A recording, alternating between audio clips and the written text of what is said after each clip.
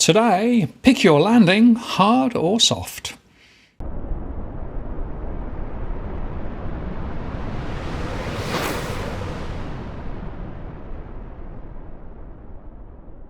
Hello again, it's Martin North from Digital Finance Analytics. Welcome to this post covering finance and property news with a distinctively Australian flavour. In today's weekly review, we look at the markets and muse on whether the inflation and rate adjustments driven by changes in central banks' policies will precipitate a soft or hard landing. Some say the US Federal Reserve's effort to tame inflation with aggressive interest rate hikes means that a recession is inevitable, leading to a plunge in stock prices this year. Others, like Jeremy Zirin, Senior Portfolio Manager and Head of Private Client US Equities at UBS Asset Management, says a soft landing is still possible. Well, possible, yes, but is it plausible, we ask? What we do know is that the S&P 500 index fell for a fifth consecutive week, which is the longest losing streak in more than a decade, after April's US jobs data bolstered the case for the Federal Reserve to continue to lift interest rates.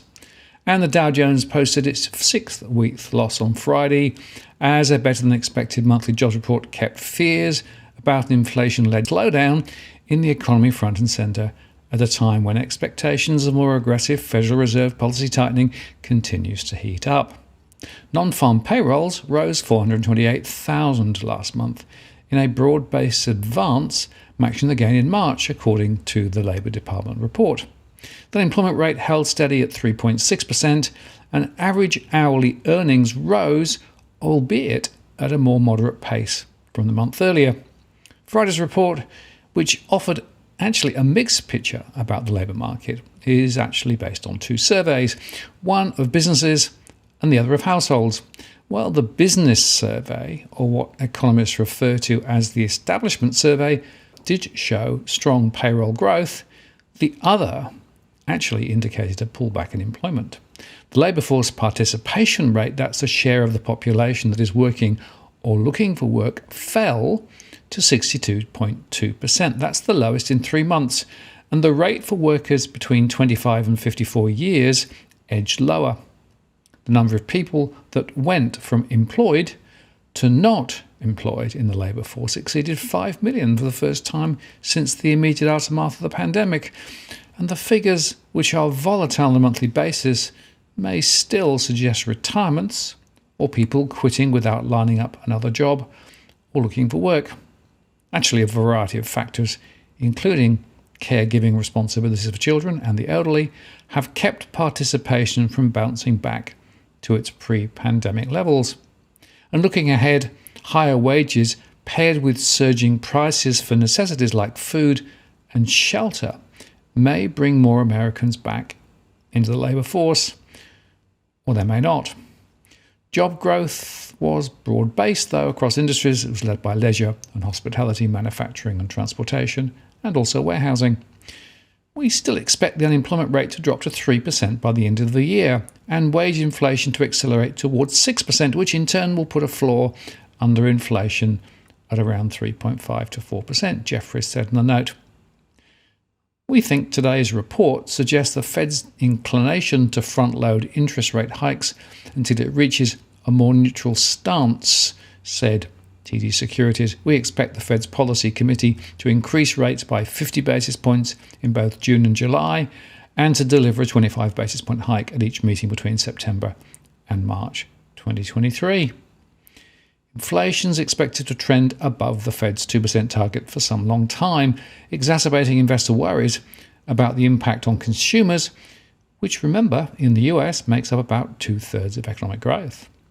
Fed Chairman Powell was hopeful that he could derail inflation without a significant increase in unemployment. Diane Swank, chief economist at Grant Thornton, said in the note, "Hope, though, is not the same as reality."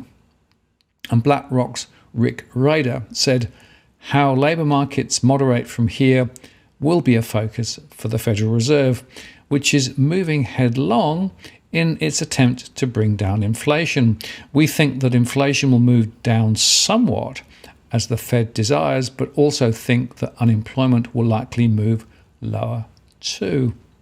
That raises the question of whether the Fed may slow its tightening progress at some point over the coming months as a result of these expected trends. But while that's possible, recent data won't provide much comfort of that happening anytime soon. And the Federal Reserve Bank of Richmond President Thomas Barkin said he would not take anything off the table in the central bank's fight to curb inflation, including raising interest rates by 75 basis points. I never rule anything out, so I think anything would be on the table. I'll just say our pace is pretty accelerated right now, and so if you go to the pace that the chairman Jerome Powell suggested, that's a pretty accelerated pace. So at the close, the Dow was down 0.3% to 32,901. That included a 1.4% drop in materials, and it's interesting to note that energy was up 2.9%, reflecting high oil prices, and utilities were also higher. The S&P 500 was down 0.57% to 4123, and the Nasdaq fell another 1.4%. Tech stocks, which suffered a rout a day earlier, did continue to come under pressure from rising Treasury yields as investors bet on more aggressive Fed monetary policy tightening. Google parent Alphabet, Microsoft, Amazon, and Meta platforms were all down more than 1%. Apple, though, bucked the trend once again to trade higher, up 0.47% to 157.28, as it appears its strategy of prioritizing services over industrial design is actually working. Amid the losers overnight was Rupert Murdoch's News Corporation, which of course is the publisher of the Wall Street Journal and the New York Post. It fell the most on record, actually, leading a steep decline in media stocks. Shares in News Corp slumped as much as 16% at one point, and at the close it was 13.3% lower to $17.11 in New York. It's now tumbled nearly 25% so far in 2022. Media stocks were in sharp decline, with publishers, film and TV companies retreating more than the broader indices. Major players including Netflix and Walt Disney hit lows for the year. The yield on the 10-year note was 0.59% higher to 3.142, while the 2-year, which is seen as a critical rates indicator, lifted 1.44% to 2.7349. Higher rates ahead, methinks. And the VIX slipped 3.24% to still an extended 30.19. Bragg McMillan is the Chief Investment Officer at Commonwealth Financial Network and said there's reasons for optimism despite the sell-off. Economic conditions are normalising, which is what we've been working towards for years. As part of that, so are interest rates. Finally, as interest rates normalise, so are market valuations, all necessary and ultimately positive. But Mohammed El-Erin, a closely followed bond market strategy, said that the US Federal Reserve's credibility is still in question, and it will continue to be so until it tells us why the inflation forecasts were so wrong for so long and how to improve the inflation methodology. El-Erin also said it was wrong for Fed Chairman Jerome Powell to rule out a potential 75 basis point rate rise, saying the path of inflation is too uncertain. The mess we're seeing in the market is about liquidity, he said. I'm willing to put my neck out and say we have mostly priced in interest rate risk, but we haven't priced liquidity risk. We haven't priced credit risk. We haven't priced market functioning risk. We are still in the process of pricing it. The days of abundant and predictable liquidity are gone. Oil prices edged higher on Friday, climbing for the third straight session on persistent concerns over the tightness of global supply, particularly with the European Union, which is the world's largest trading bloc. And of course, they are talking about phasing out imports of Russian oil. WTI US crude futures traded 2.17% higher to $110.61 a barrel, while the Brent contract rose to a high of 113.12. Both benchmarks rose for a second week in a row, signalling more inflation later, of course. And additionally, gold futures rose 0.38% to 1,883, while the Euro-US dollar traded at 1.0548, and the US dollar index was steady at 103.66. The Bank of England hiked its interest rate to 1% as it handed down its policy decision last Thursday. That's the highest since 2009. As it joined the growing list of central banks tightening monetary policy, the Bank of England also warned of the possibility of double-digit inflation and a prolonged period of stagnation or even recession. The Bank of England warning comes just a day after Fed Chair Jerome Powell said controlling inflation could cause some pain after the Fed's policy decision. And European Central Bank Executive Board member Fabio Paterno also said economic expansion has almost ground to a halt in the euro area. European stock markets did trade lower on Friday following the broad sell-off on Wall Street overnight as investors fretted that aggressive central bank tightening would severely curb economic growth. The DAX in Germany was down 1.64% to 13,674, while the CAC 40 in France fell 1.73% to 6,258, and the UK's FTSE dropped 1.54% to 7,387. German industrial production slumped in March, falling 3.9% on the month, illustrating the difficulties the Eurozone's largest economy has had coping with the pandemic restrictions and the war in Ukraine. The last time there was a sharper decline was at the beginning of the coronavirus crisis in April 2020. And yet, despite this evidence of slowing growth, the head of Germany's LIFO Institute said on Friday that the European Central Bank must quickly raise interest rates to combat high inflation in the Eurozone. And of course, this all follows the Federal Reserve's raising the benchmark interest rate by 0.5 point on Wednesday. That was the biggest hike in 2 decades. And the Bank of England following suit on Thursday, hiking by 25 basis points to the highest level since 2009. Spot the common theme. In corporate news, IAG stocks slumped 9% to 131.44 after the parent of British Airways and Iberia posted another substantial operating loss of €731 million in the first quarter, hit by the winter wave of Omicron variant COVID-19, which also caused widespread staff shortages. But the report wasn't all bad, as the company does expect to return to profit in the current quarter and stay profitable for the rest of the year, COVID permitting.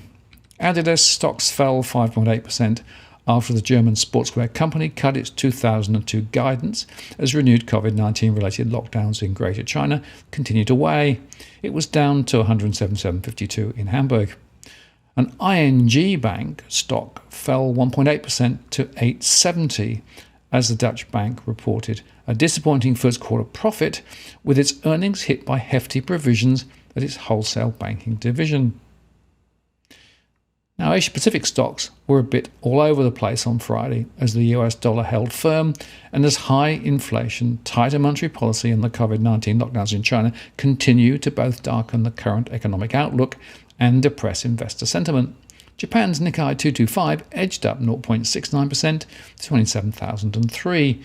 With Japanese markets reopening after a holiday, the Tokyo Core Consumer Price Index grew 1.9% year over year in April 2022, while the Tokyo CPI grew 2.5% year over year, and the CPI Tokyo ex-food and energy grew just 0.4% month on month. South Korea's Kospi fell 1.23% to 2,644, and Hong Kong's Hang Seng tumbled 3.18% to 20,001. And China's Shanghai Composite fell 2.16% to 3,002. Now, it's worth noting that whilst it was predicted that China's lockdowns would cause container shipping havoc, in fact, 6 weeks into Shanghai lockdowns, it still hasn't happened. The port of Shanghai is open and operating, shipping line Maersk said on Wednesday's quarterly earnings call. Trucking and warehouse disruptions are slowing things down somewhat, and we are seeing an impact on our volumes out of China, but probably less than we would have expected. The purchase orders that our customers have issued in China don't disappear because we have a lockdown, so obviously they will come later, but right now we don't see a huge build-up of volumes because of the close down in Shanghai. And Matson, another shipping firm reporting their earnings call on Tuesday, said that the impact on Matson's China operations has been minimal. Our terminals are receiving freight and managing empties, and our ships are departing both Ningbo and Shanghai on time.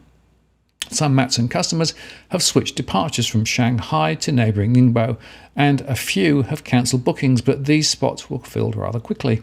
The bottom line is that Matson's vessels are sailing full from China, not just through the first quarter of 2022, but through April as well.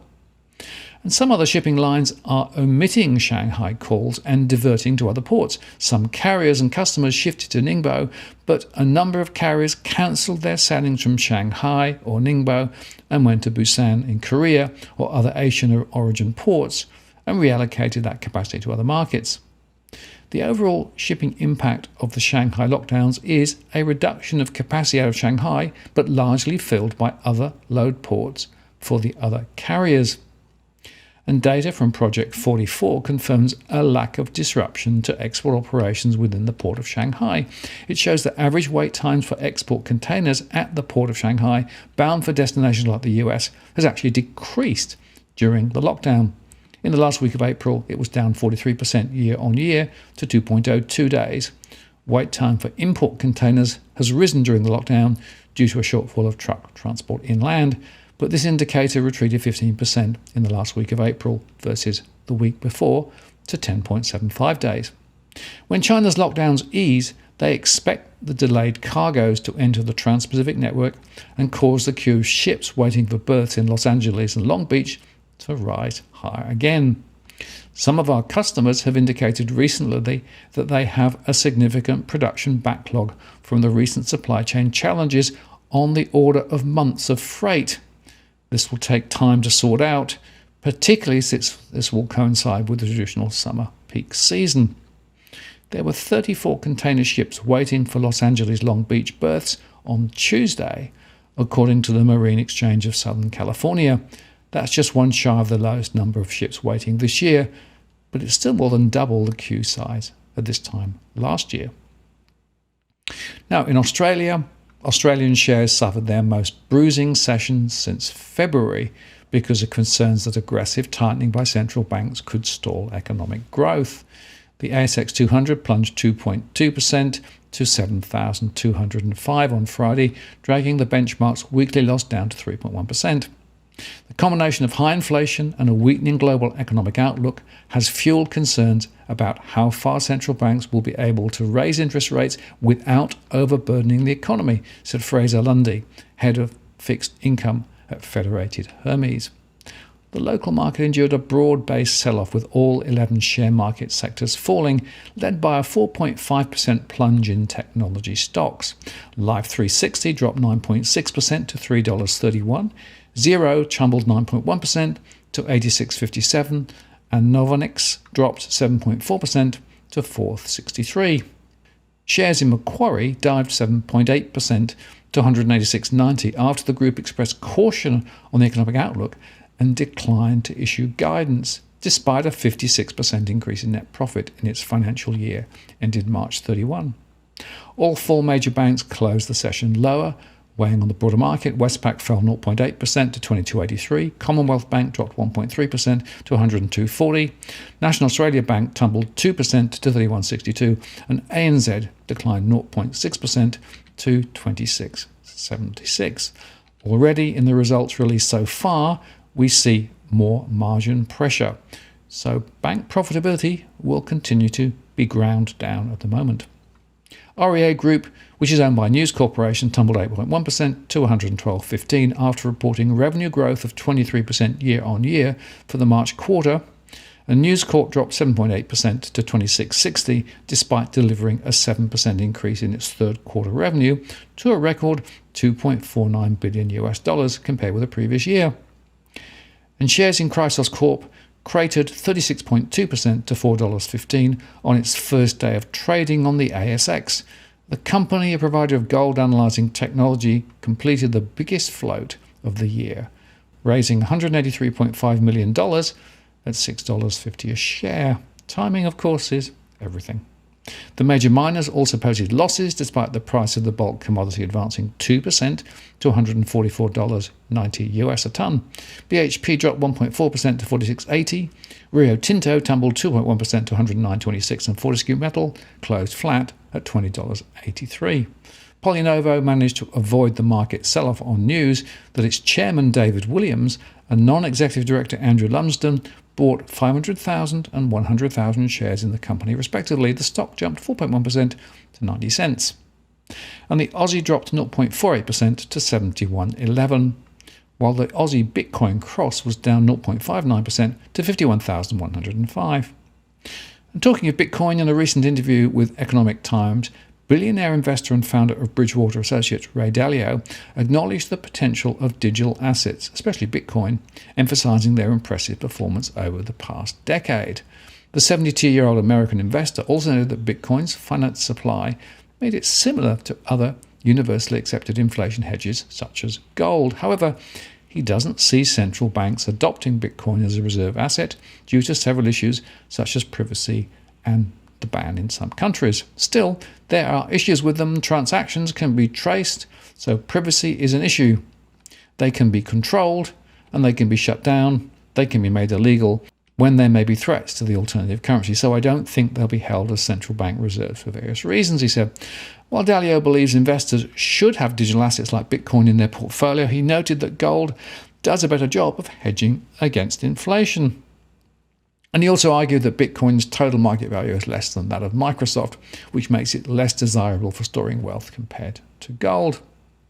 The billionaire, however, expressed optimism about the growth of crypto industries over the next 10 years. I think that the environment that we're in is an environment in which there is a risk of political confiscation or any other forms of confiscation. I think gold does a better job, but as I said, we're into this new environment, and that could include NFTs and all sorts of things. It's a competitor, but I think in terms of its qualities, not a very good competitor. But we'll figure these things out. It'll evolve over the next 5 to 10 years, he said. The billionaire investor pointed out that due to the changing global economic environment, it would be wise for investors to diversify their investment portfolios, and he commented that every investor should have crypto, gold, and other digital assets in their portfolio to strengthen them against raging inflation. I think it's a mistake for anybody to have just one, such as picking a digital currency and not having any gold, or just having gold and not having a digital currency. Well, Bitcoin was at 36,085 and down 1.35% on the day at the time of writing. So standing back, the question that I posed is, are we in for a gentle settle down or a crash? Well, it's actually hard to know, but I have a nasty feeling that we're more on the side of significant falls, because I'm not sure that the toolkits that central banks are using will necessarily address inflation that well. And as the interest rates rise, the valuation of shares become hugely stretched. And that means that there's more likely to be a stronger correction. So at the moment, I suspect there's more likelihood of a significant further fall, a crunch indeed, and maybe even a recession, rather than the mysterious gentle settlement down to a level that magically solves everything. Life isn't like that, I'm afraid. I'm Martin North from Digital Finance Analytics. Many thanks for watching, and I'll see you again next time.